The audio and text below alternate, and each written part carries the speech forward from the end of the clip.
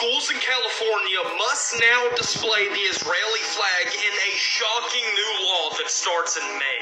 The Beverly Hills School District has passed a new rule that will fly the Israeli flag alongside the American flag starting in May. And the Israeli flag becomes the first ever foreign flag to fly on the grounds of public schools. California is saying that anti-Semitism is so rampant in the state that the Israeli flag is going to fly to show solidarity with the Jewish people. Before the voting, 5 members of the school board protested, meaning they were supposed to go into discussion yet again about the new rule. But instead of following the rules, they ignored these people and even went ahead with the vote without them, passing this vote that will now force schools to fly the Israeli flag. And if schools do not fly the Israeli flag, funding will be sliced and the school will likely go out of business, forcing them to do this. Comment below if you think this is wrong, and share before your school district becomes next.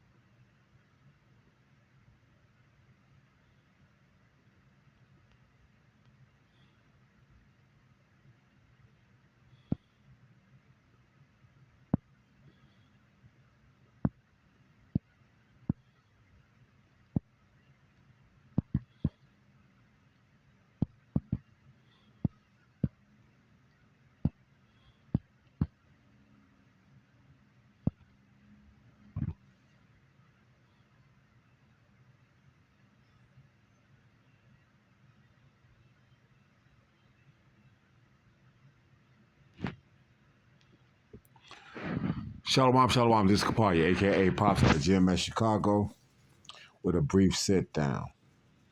Before I get started, though, like always, I want to send all praises, honor, and glory out to Yahweh, Bahashem, Yahweh Shai, Bahashem, Rekakwadash. To the apostles and elders of GMS out of New York and the elder bishops out of Connecticut, send double honors because they do real well. For the brothers that are out there on the street corners and sitting in the lessons, pushing this absolute truth as taught to us by the apostles and elders out of GMS, out of New York and uh,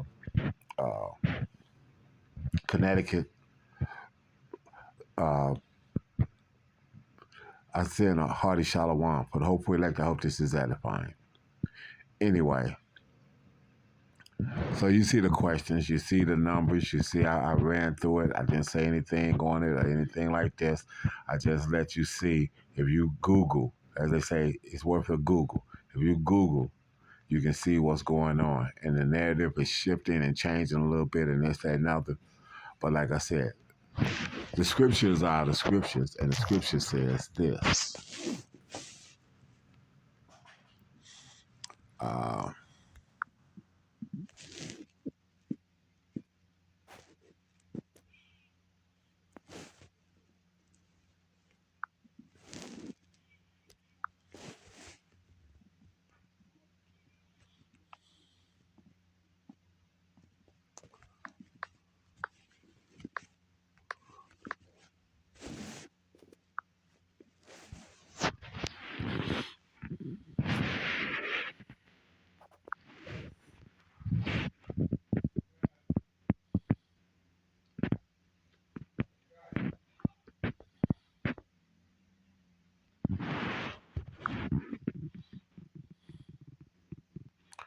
Ecclesiastes 4:16, there is no end of all the people, even of all that have been before them.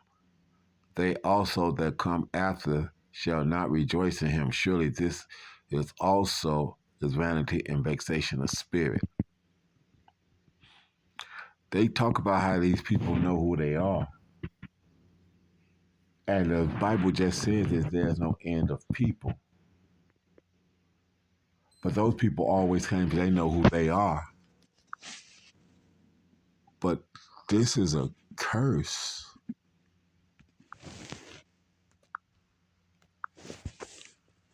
that the scripture says that the people would know that they are the people because this would occur to them.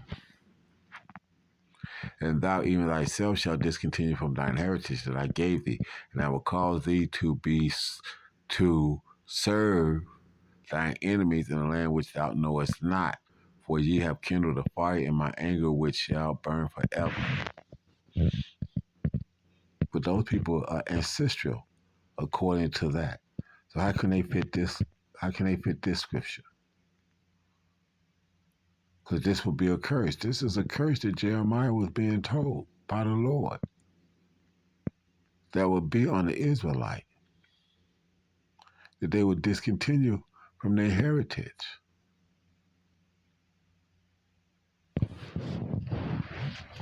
They wouldn't know who they are.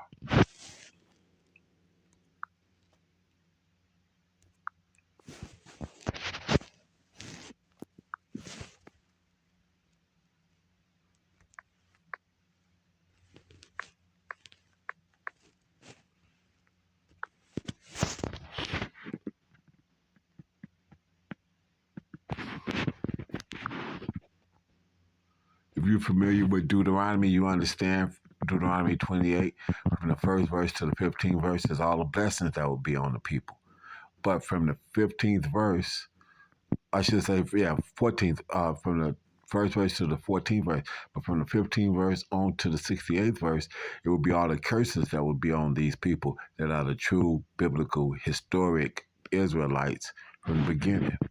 And it says this, and thou shalt become an astonishment, a proverb, and a byword among all nations, whether thou, Lord, Yahweh shall lead thee.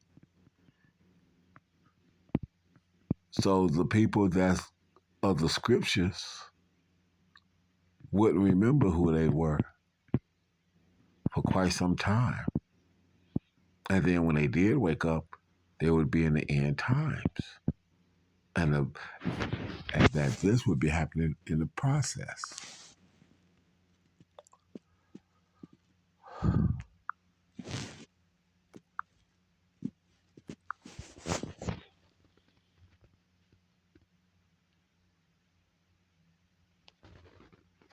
And I will pour out upon the house of David and upon the inhabitants of Jews the spirit of grace and supplication, and they shall look upon me whom they have pierced, and they shall mourn for him as one mourning for his only son, and he shall be bitterness for him as one that is in bitterness for his firstborn. Yahweh Shai could put this body back on.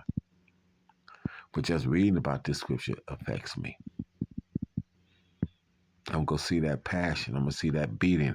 I'm gonna see the body that was beaten with cats of nine tails. They snatch chunks of flesh out with every lick.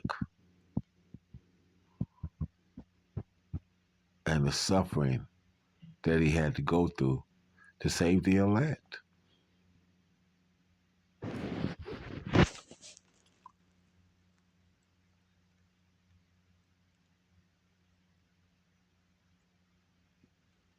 Okay? And it says, hold on.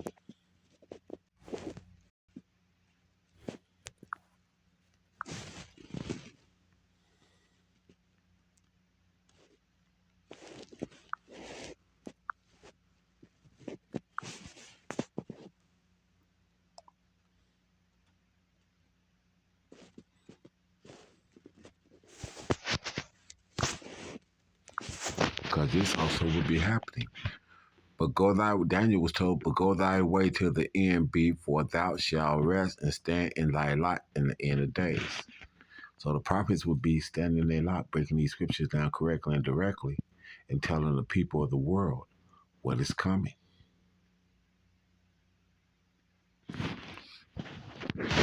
Okay?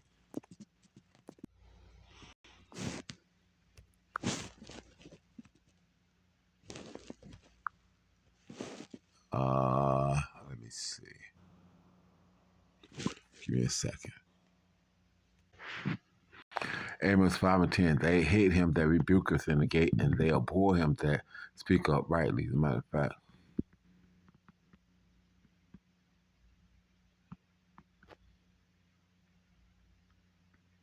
Yeah, they hate him that rebuketh in the gate, and they abhor him that speaketh uprightly. So my question is this then? Since they supposed to be standing out there rebuking them in the gate for the sins that they do, because the prophets of old will be standing in their lot in the last days, as you can't deny that these are the last days. Okay, so here's an AI overview.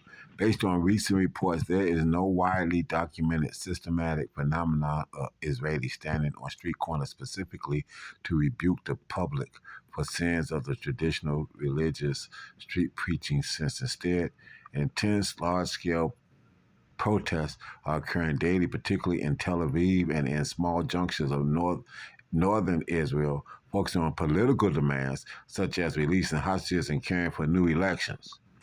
So nobody's rebuking people for their sins.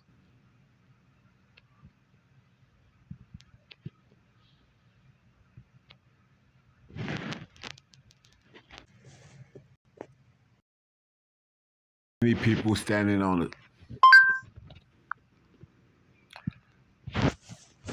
Let's see if I can get this to come up. Are there any?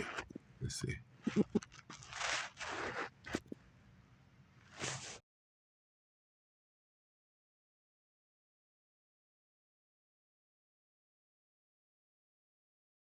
All right.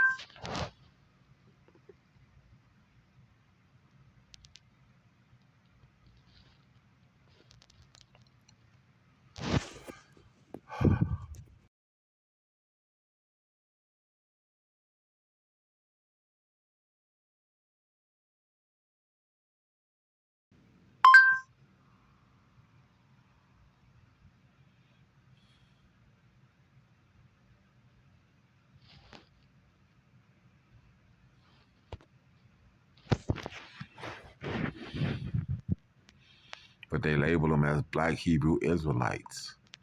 But they're not black. There's no such thing. That's black and black is a construct. As a matter of fact, let's ask that question.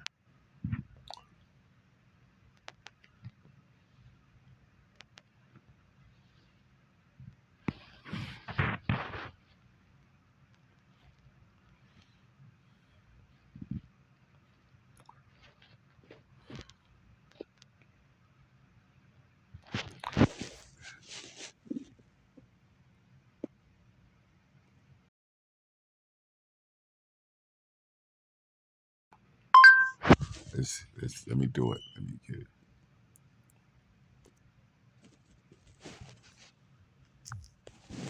See if I can get it to come up.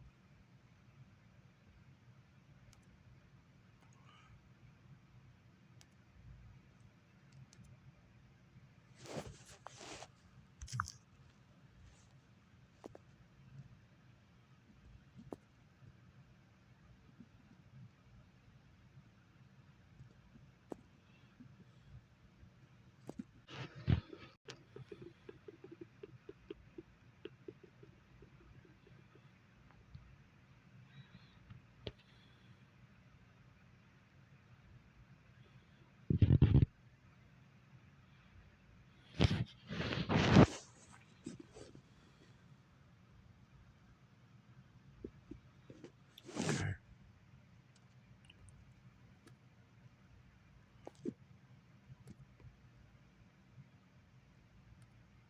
Let me see if I can get this to come up.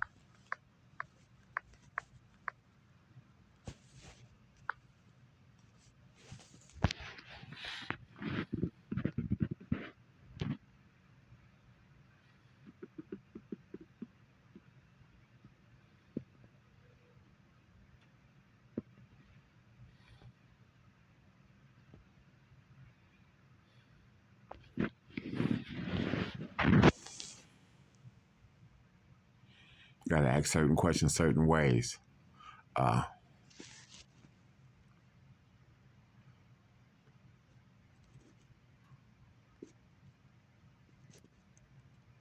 What people or group today are standing closest to the Bible? See if it's gonna give me that with that.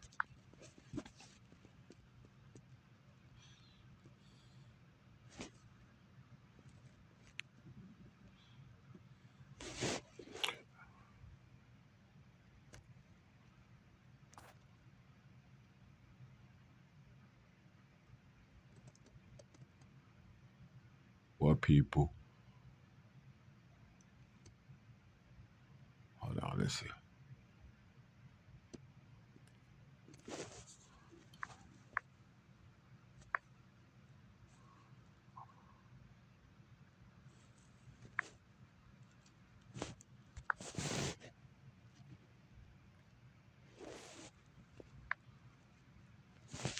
See if I can.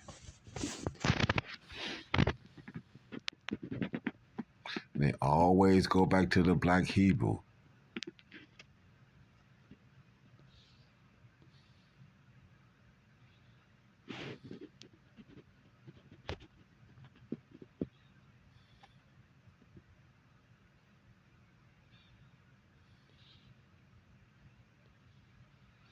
ISUPK, okay.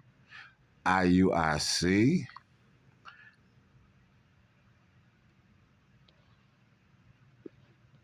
okay. You see what they saying?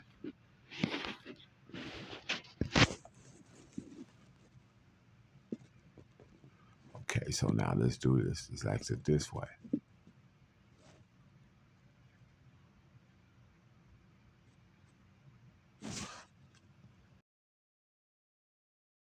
GMS included in this group. Man, now it's one tell me that it wasn't available, huh? Okay.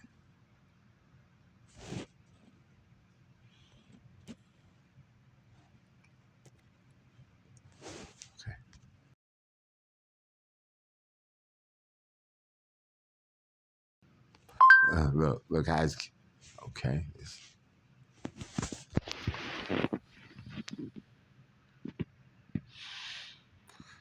In 2026, Great Millstone, GMS is absolutely considered one of the primary groups that preach on street corners and byways, and their omission from a short list is usually a matter of brevity rather than their lack of presence.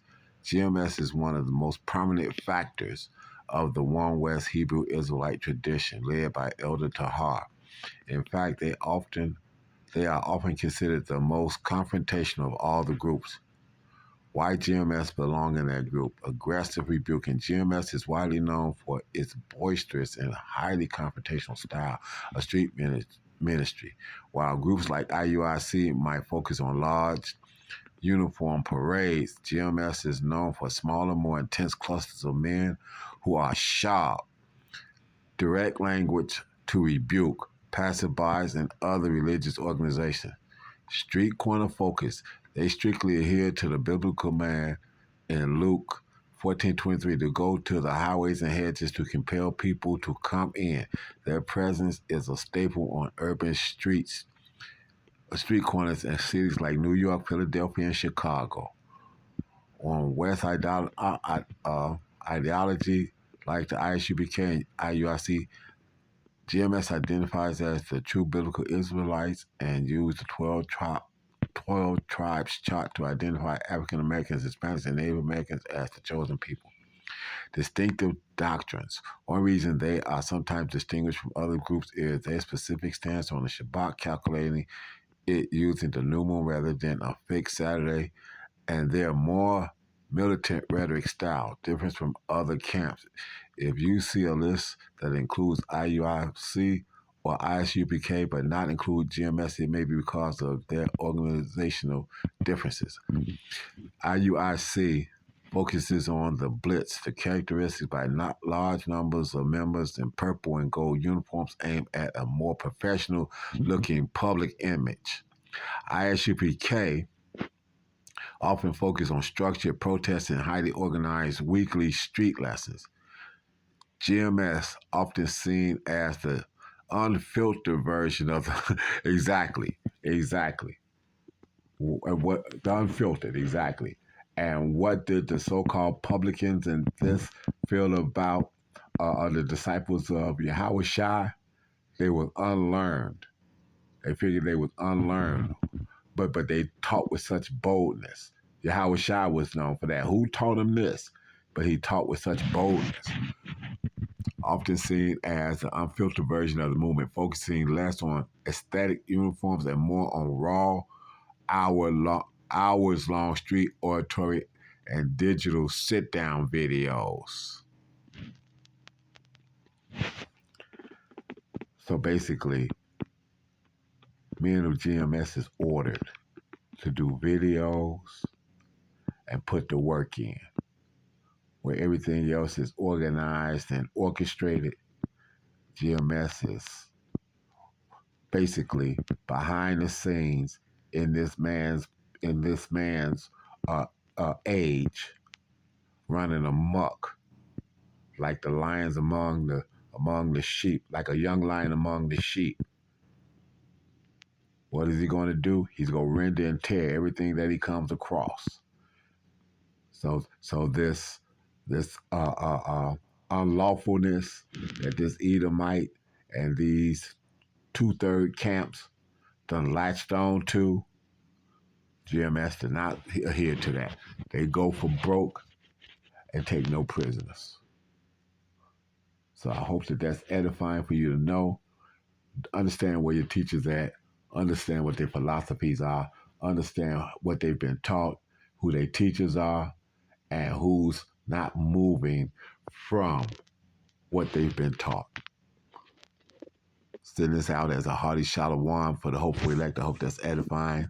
Again, all praises, honor, and glory to Yahweh, Ba'Shem Yahweh Shai, Ba'Hashem Kakodash, to the apostles and elders of GMS out of New York and the elder bishops out of Connecticut. Again, double honors for the hopeful elect, a hearty shalom, and for the rest of the world, above the ball.